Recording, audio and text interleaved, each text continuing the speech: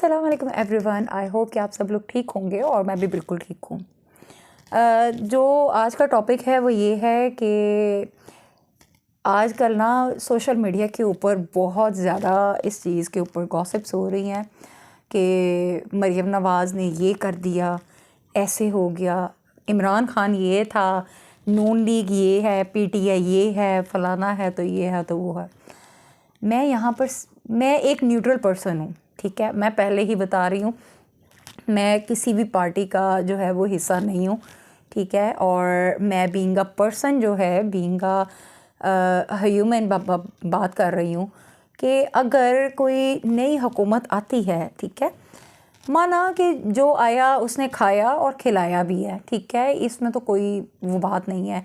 अगर ख़ान साहब आए थे तो ख़ान साहब ने भी बहुत ज़्यादा एफ़र्ट की थी अपने तरफ से, ठीक है, लेकिन उनको मौका नहीं दिया गया कि वो जो करना चाहते थे वो प्रॉपर्ली वो कर पाते, ठीक है। और जो मेरे रब का हुक्म वो हो गया, ठीक है। उनकी जो भी कोई मसले मसाइल चले हैं ओके हो गया।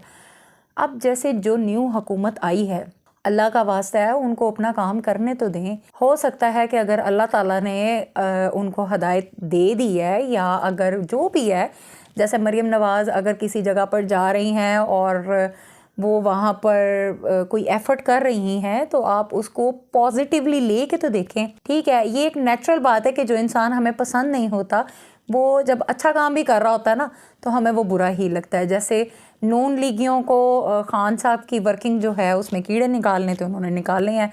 अब जैसे नून लीगी अगर पर्सन जो हैं वो काम कर रहे हैं तो पीटीआई वाले जो हैं वो उसके अंदर कीड़े निकाल रहे हैं। तो देखें, मुल्क हम सबका है, चाहे वो नून लीग पार्टी है या वो पीटीआई है या वो कोई भी है, ठीक है। मैं मतलब किसी की भी तरफदारी नहीं कर रही हूँ, लेकिन एक न्यूट्रली बात कर रही हूँ। ट्राई टू अंडरस्टैंड कि मैं सिर्फ ये चाहती हूँ कि पाकिस्तान जो है वो बड़ी मेहनत से हासिल किया गया था, कोशिश करें कि पाकिस्तान को बचाएं, ठीक है। ये न्यू जनरेशन के हाथ में है। कायदे आज़म मोहम्मद अली जिन्ना, अल्लामा इकबाल जो हैं उन्होंने बहुत बहुत एफ़र्ट्स करके हमें एक आज़ाद मुमलिकत बनाया था, ठीक है। अगर हम लोग एक दूसरे की टांग खींचने पे ही लगे रहेंगे तो मुझे बताएं कि पाकिस्तान में बेहतरी किस तरह आएगी।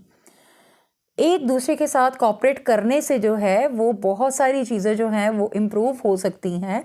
सो उम्मीद करती हूँ कि ये छोटी सी बात आप लोगों को समझ आई होगी, और इसमें मैंने किसी भी पार्टी को जो है वो डिग्रेड नहीं किया और ना मैं कर सकती हूँ।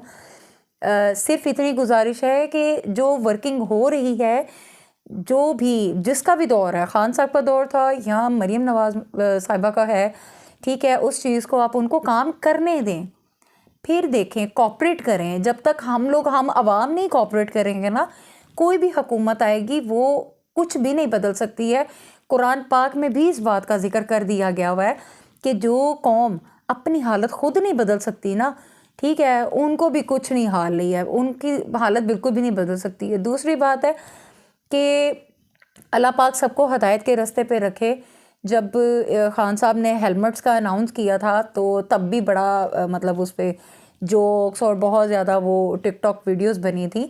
अगर हम उसको पॉजिटिवली लेते तो हम लोग अपनी सेफ्टी के लिए उसको ओबे कर लेते तो बड़ी बात थी, ठीक है। अब अगर मरीम नवाज़ साहिबा जो है वो स्कूल्स में जाके एजुकेशनल डिपार्टमेंट्स में सर्वे कर रही हैं, कुछ कर रही हैं, तो इस चीज़ को आप देखें, वो एक ड्रामा कर रही हैं या वो जो भी कुछ है, वो नियत तो अल्लाह जानता है। एटलीस्ट आप कोऑपरेट तो करें। हो सकता है कि हमारा जो मुल्क का एजुकेशनल डिपार्टमेंट जो इस वक्त बिल्कुल बिल्कुल खाना ख़राब हो गया है, ठीक है, हो सकता है कोई इम्प्रूवमेंट हो जाए, ठीक है। हम लोग ब्लेम करते हैं अपने इदारों को, अपनी हुकूमत को। अगर हम लोग उनको ब्लेम करने की बजाय अपनी ज़ात को ख़ुद इम्प्रूव करें तो आई डोंट थिंक सो कि कोई मसला मसाइल हमें पड़ सकते हैं।